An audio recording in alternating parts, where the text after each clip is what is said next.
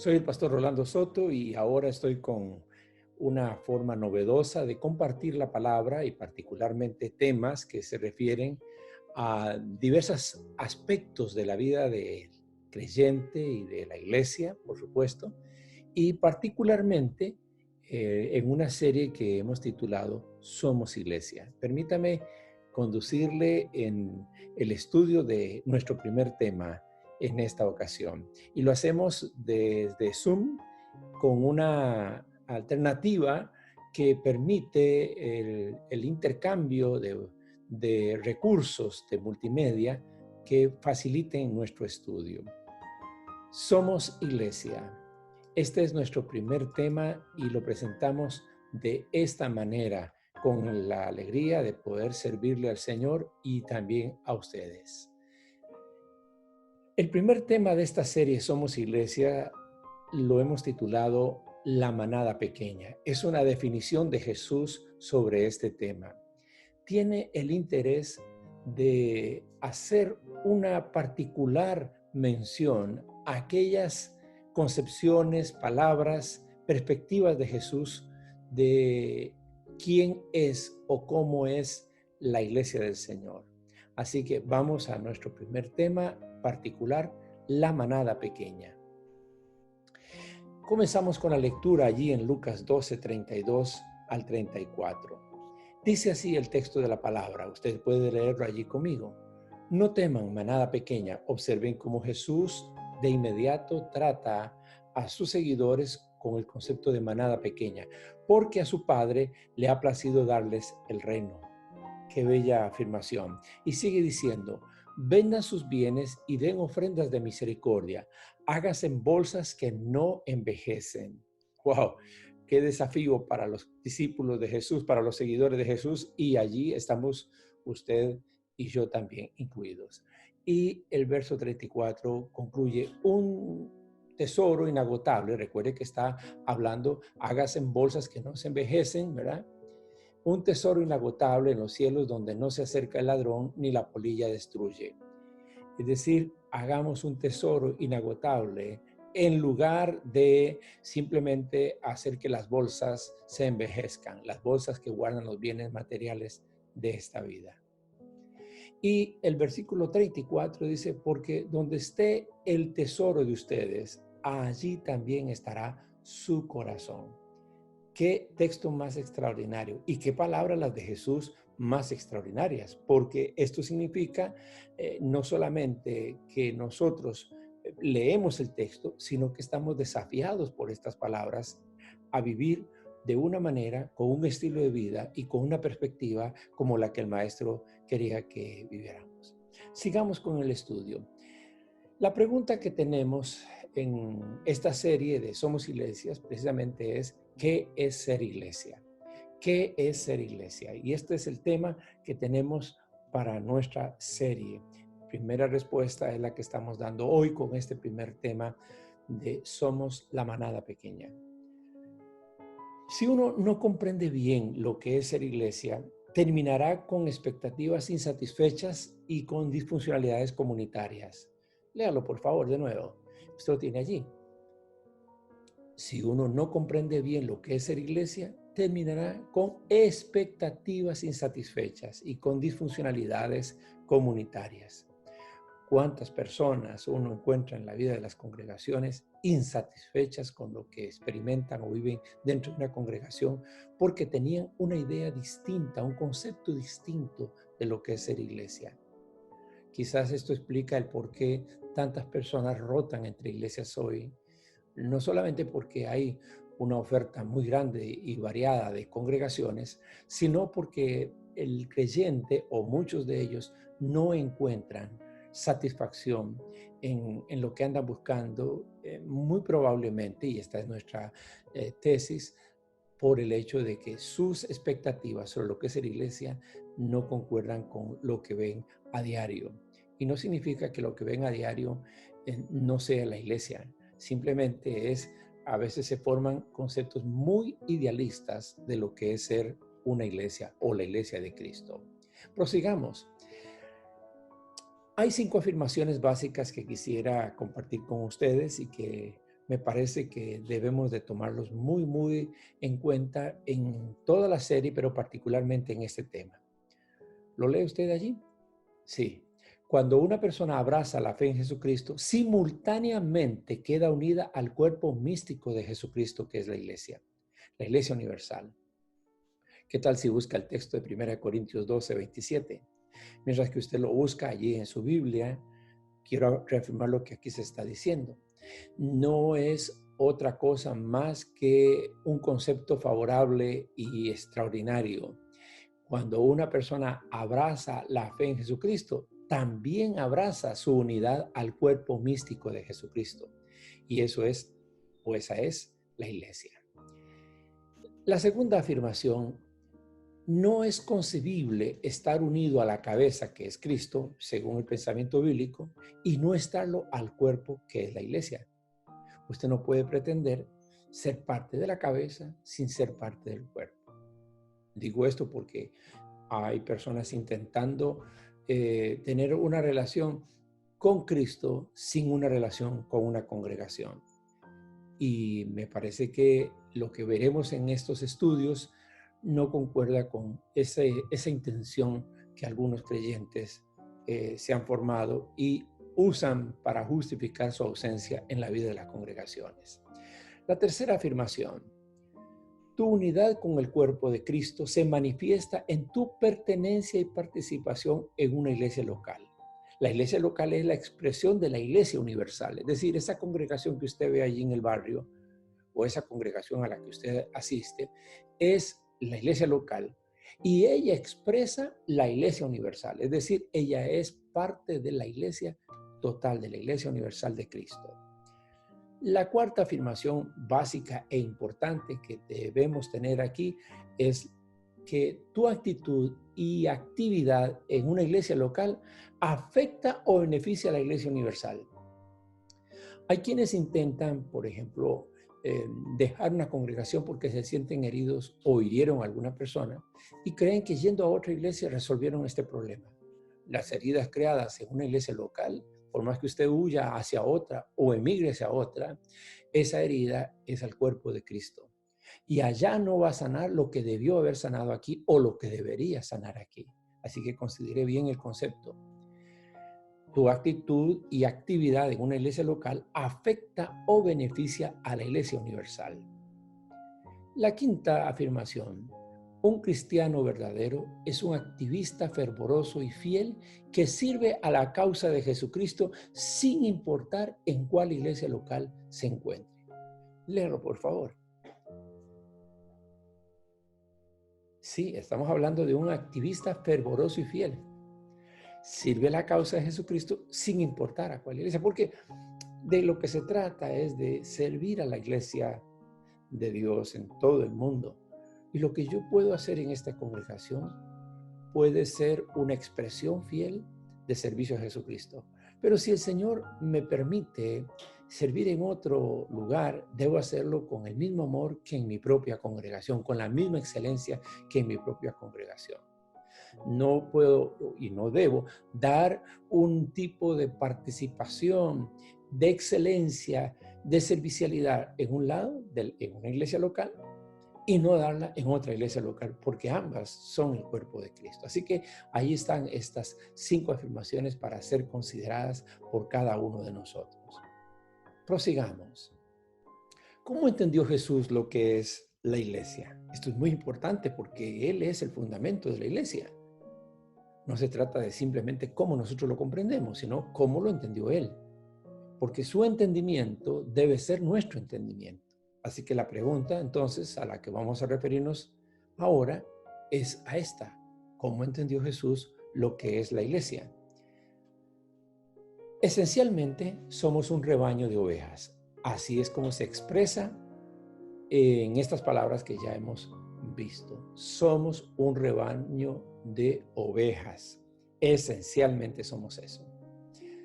Jesús identifica a un seguidor suyo como una oveja.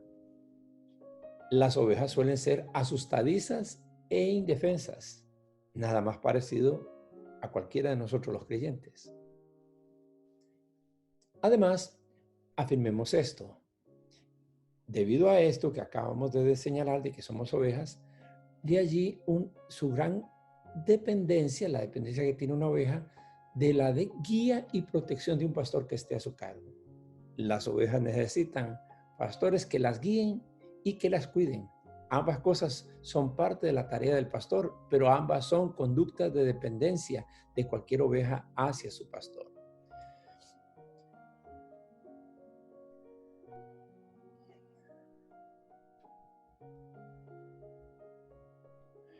Observe usted aquí en el Evangelio de Juan. Esto es algo extraordinario.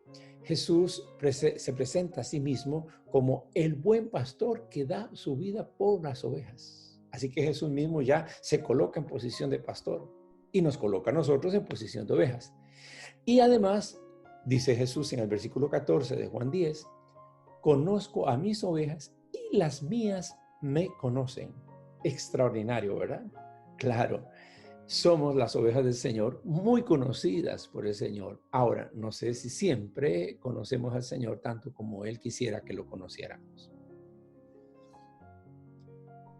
En el Salmo 23, muy conocido por los creyentes, el salmista describe al Señor como mi pastor. Y allí en ese salmo, en el versículo, los primeros versículos sobre todo, se habla de las tres grandes acciones del pastor. El pastor alimenta, el pastor guía y el pastor protege a las ovejas. Eso es lo que dice el texto en el Salmo 23. Así que con esas tres funcionalidades, Jesús tiene eso en el trasfondo de lo que está hablando en Juan 10 y nos concibe a nosotros como sus ovejas. Y de seguro, Él es el buen pastor que alimenta, cuida, protege y guía a la iglesia. Esencialmente, la iglesia es un rebaño de ovejas. Eso somos en esencia. Ahora, preguntémonos esto. ¿Comprende la gente de nuestra congregación este concepto de ser rebaño pequeño? ¿Qué piensa usted? ¿Se animaría usted a preguntarle a la gente de su iglesia local si comprende que somos rebaño pequeño? ¿Y qué entiende por esto? Haga esa prueba también con otras personas de su confianza. El segundo aspecto es que si no somos ovejas, no somos rebaño.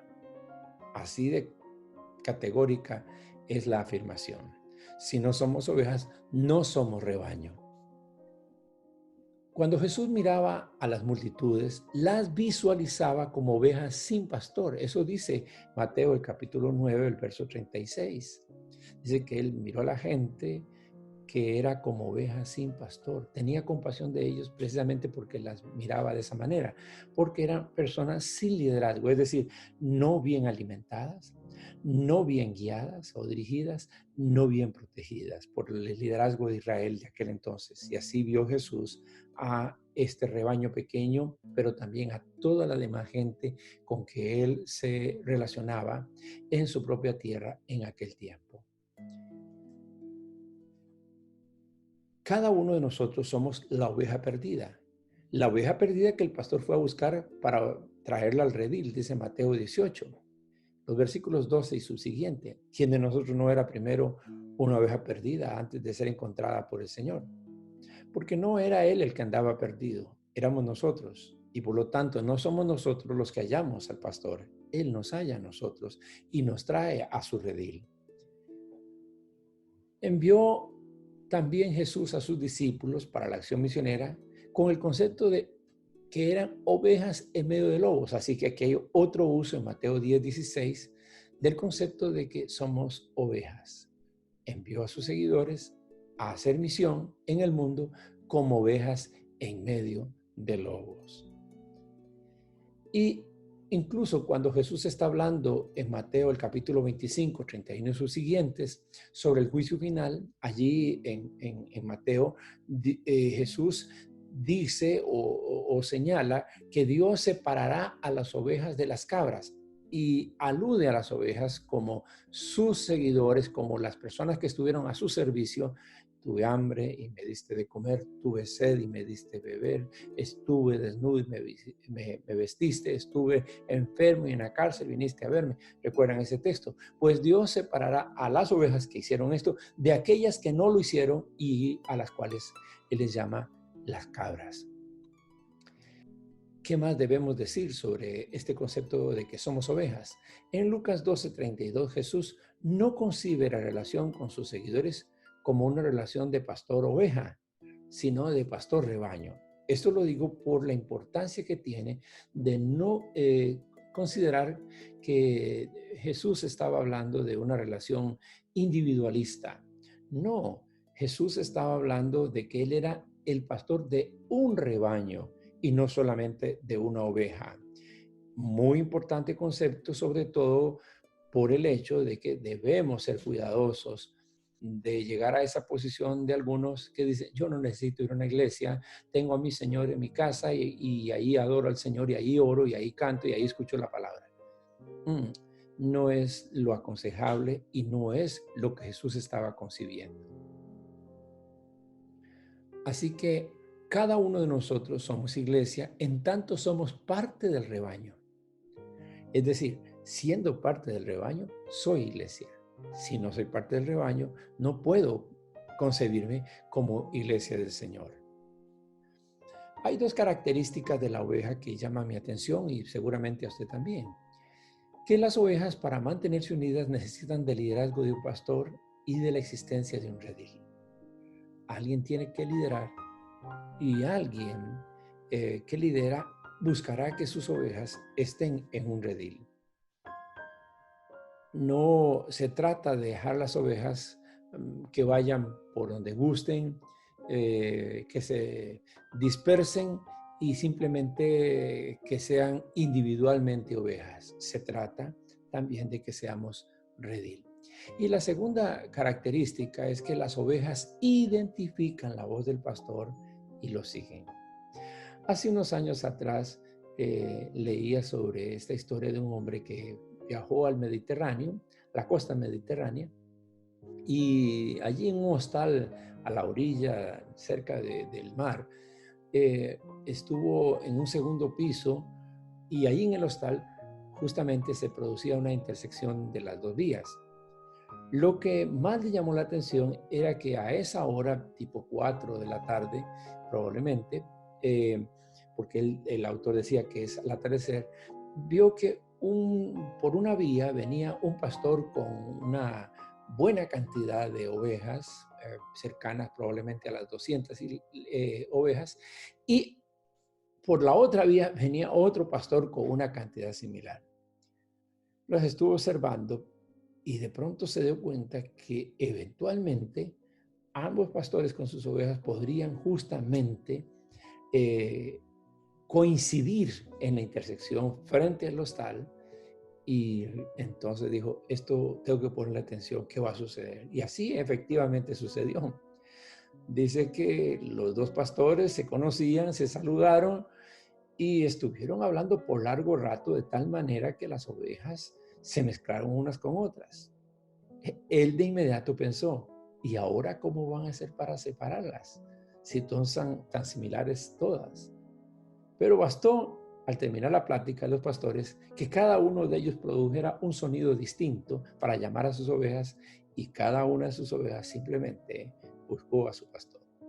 Razón tenía Jesús cuando dijo, las ovejas oyen la voz del pastor y lo siguen. Definitivamente una gran enseñanza, valiosísima por cierto. Pues bien, dichas estas dos características, prosigamos con esta afirmación. Ustedes y yo somos ovejas que le pertenecemos a un único pastor, Jesucristo. Mi concepto es que yo como pastor en realidad no debería tener ese título. Y más que eso me parece que ya es demasiado. Por el hecho de que soy una oveja del Señor. Me han contado, y he leído en alguna ocasión también, que la situación es que a algunas ovejas los pastores les ponen campana por dos posibilidades. Una, porque hay una oveja que es demasiado vivaz y tiende a irse lejos y hay que ubicarla.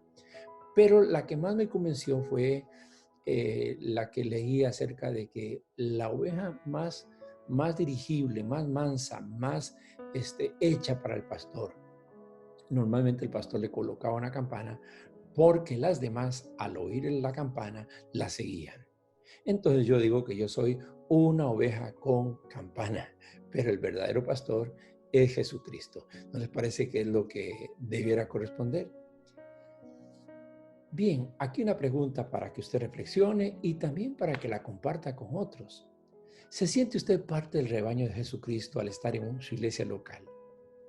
Si usted piensa que no se siente así, no se siente ser parte de un rebaño, del rebaño de Jesús en su iglesia local, la pregunta es ¿por qué? Y si usted afirma que sí, que se siente rebaño de Jesucristo en su iglesia local, ¿por qué cree que se siente así? Es decir, ¿qué razones tiene para que eso se pueda afirmar? Reflexione sobre esto por un momento. Ahora, vayamos al tercer aspecto. No todo lo que hace ve es oveja, también hay cabras. En Lucas el capítulo 12, versículo 1, pone un contexto y dice que habiéndose juntado una multitud de miles y miles, tanto que se pisoteaban unos a otros, esto significa que Jesús estaba frente a una multitud de personas. Y el contexto para lo que voy a decir es justamente esto, la multitud que está cerca de Jesús y de una manera extraordinaria, es una multitud apretujada. El versículo 8 dice que les digo que todo aquel que me confiese delante de los hombres, y la pregunta es a quién se le está dirigiendo, pues a esa multitud. Y entonces dice, todo aquel que me confiese delante de los hombres, también el Hijo del Hombre le confesará delante de los ángeles de Dios. Esta es la afirmación que da Jesús. Le está hablando Jesús justamente a la gran multitud, a esos miles y miles de personas que están cerca de él. Versículo 9, pero el que me niegue delante de los hombres, sigue hablándole a la multitud, será negado delante de los ángeles de Dios. Es una advertencia a toda esa multitud de personas que están allí. Ahora, en el versículo 22, ya su público cambia. Ahora se dirige a sus discípulos. El discurso deja de ser para la multitud y se concentra en la iglesia. Ese es el mensaje para la iglesia. Es a la iglesia que Jesús les dice, no se afanen por su vida, que han de comer, ni por su cuerpo, que han de vestir. Es a la iglesia, es a su pequeño rebaño. Lucas 12:32 sigue, no teman manada pequeña, porque a su Padre le ha placido darles el reino. Por eso es que no tienen que tener afán o temor, porque Dios ha querido darnos el reino. Al referirse a la iglesia, la manada pequeña, Jesús destaca la característica básica de un pequeño rebaño. ¿Cuál es? La dependencia. Observen bien el texto. Está diciendo que a Dios le ha placido darles el reino. ¿En razón de qué? En razón de que no nos afanemos por la vida sobre lo que comemos y las cosas que ponemos en nuestro cuerpo, ni lo que vestimos. Y entonces allí dice justamente el texto que leímos, y que señala hacia la importancia de nuestra dependencia del pastor. Jesús da la vida por sus ovejas porque somos indefensas, por eso es que la da. Dependemos de Él para ser defendidas. Nosotros no tenemos capacidad de defensa propia en calidad de ovejas, no. Las cabras se defienden por sí mismas, pero las ovejas necesitan ser defendidas. Qué buena alegoría, ¿verdad? Cuánta gente hay intentando defenderse con su propia fuerza, por su propio medio, cuando lo que está diciendo la Escritura, pues es más bien que nosotros, los que somos ovejas, pues necesitamos de la defensa que el Señor hace de nuestra vida. Hay cabras que se parecen a ovejas, pero son cabras al fin. ¿No es cierto? Las tenemos en nuestras propias congregaciones. Parecen ser ovejas, pero se comportan como cabras.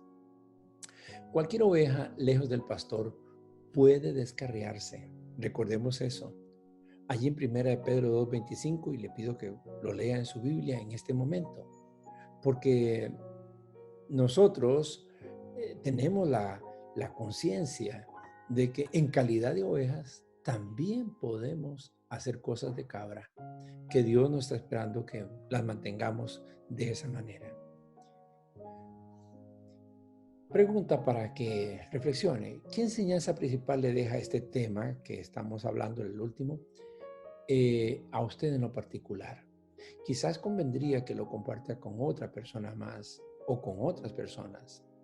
¿Qué enseñanza principal le deja este tema a usted en lo particular? Y ahora hagamos un resumen de lo que estamos hablando. En primer lugar, la iglesia es el rebaño pequeño que escucha la voz de su pastor y lo obedece.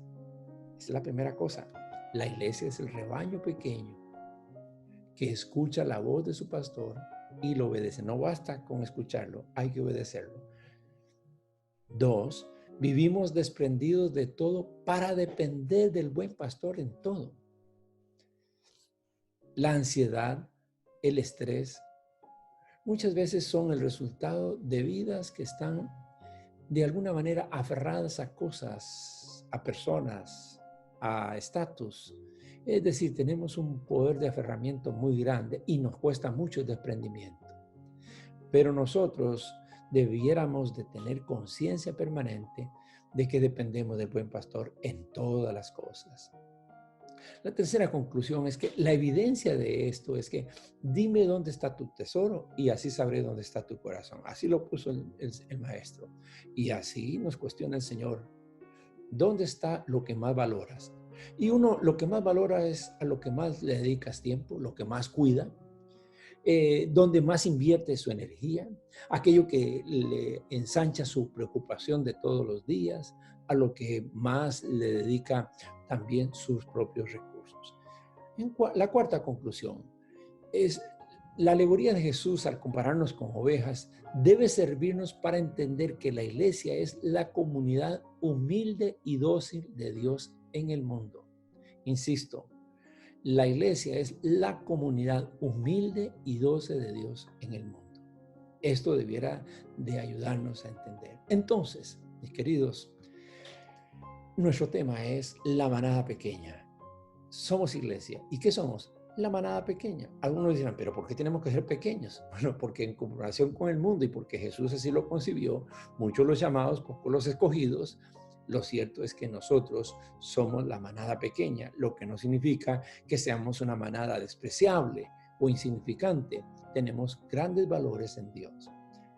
Espero que este estudio le sea de gran ayuda, de gran bendición y que usted lo comparta con alguna persona que necesita de un tema como este. El pastor Orlando Soto le saluda y aprecia mucho que usted haya estado en esta ocasión.